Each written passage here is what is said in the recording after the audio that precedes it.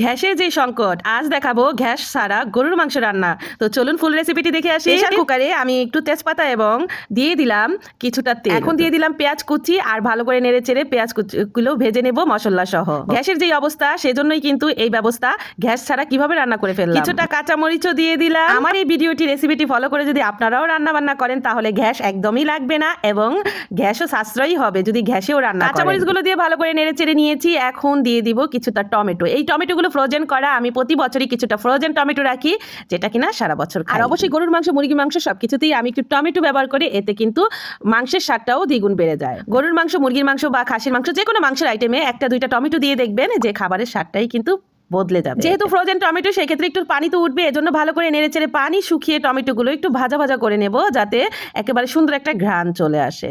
তো এখন যেটা করেছি দেখেন, টমেটোগুলো ভাজা ভাজা হতে হতে কিছুটা আদা রসুন বাটা দিয়ে দিলাম। আমি 1 কেজি গরুর মাংস রান্না করবে, এজন্য 2 টেবিল চামচ আদা রসুন বাটা দিয়ে দিলাম।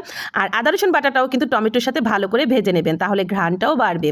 এখানে দিয়ে দিলাম খানিক পরিমাণ মতো হলুদের গুঁড়া, মরিচের গুঁড়া, ধনিয়ার গুঁড়া দিয়ে দেবো আমার বানানো স্পেশাল মশলা, যেটা কিনা অলরেডি আমার চ্যানেলে আপলোড হয়ে গিয়েছে, শাহী গরম মশলা। সেটাও কিন্তু আপনারা সব মাংসর খাবারে ব্যবহার করতে পারবেন। এই মশলাগুলো দিয়ে আমি ভালো করে নেড়ে চেড়ে কষিয়ে নিব। আর কষানোটাই কিন্তু মেন। প্রেশার কুকারে রান্না করলে কিন্তু অবশ্যই বেশি করে কষাতে হবে। আপনারা যে এক নজরে দেখে আসুন আমার সেই শাহী গরম মশলার রেসিপিটা। এখন আমি ভালো করে মশলাগুলো কষিয়ে নিচ্ছি। ভালো করে মশলাগুলো অনেকক্ষণ কষানোর পরে কিন্তু এখন আমি মাংসগুলো দিয়ে দিচ্ছি। আর মাংসগুলো দিয়েও কিন্তু অনেকক্ষণ কষিয়ে নিব, প্রায় আমি 20 মিনিটের মতো কষিয়েছি মাংসগুলো। আর মাংসগুলো এভাবে কষাতে হবে, ঢাকনা দিয়ে দিয়ে কষাতে হবে, কিন্তু সিজ দেওয়া যাবে না। প্রেশার কুকারে ঢাকনা একেবারে লাগানো যাবে না।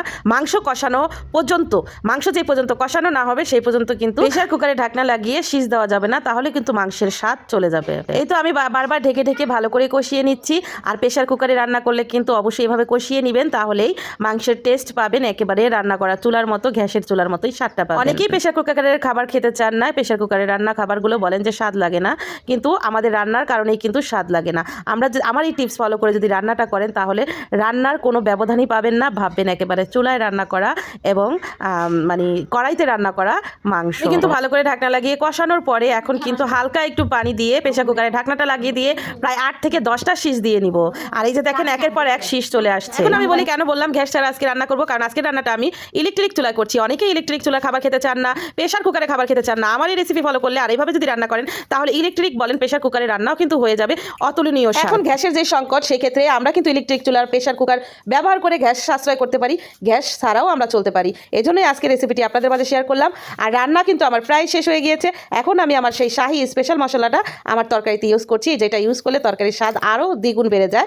আর সেই রেসিপিটি পেয়ে যাবেন কিন্তু আমার চ্যানেলে অলরেডি শাহী গরম মশলা রেসিপি। এরকম নিত্য নতুন ভিডিও পেতে হলে অবশ্যই আমার চ্যানেলের সাথে থাকুন। ভিডিওটি ভালো লাগলে অবশ্যই লাইক, শেয়ার, কমেন্ট করে যাবেন।